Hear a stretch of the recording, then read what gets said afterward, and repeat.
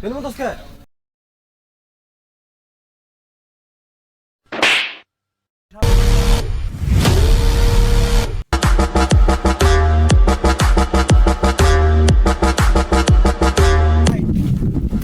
আমার তো ধর্ষ বিলাল মারছে।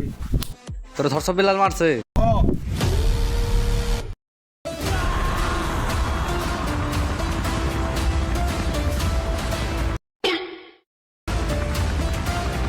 চিন্তা করিস না তুই, ওর একটা বাড়ি মারুম, ওর এখানে রক্ত করবো, এখানে বল হয়ে যাবো।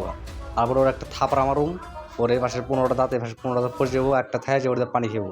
আয় তুই ভাই, আসছে না? আয় বেড়া।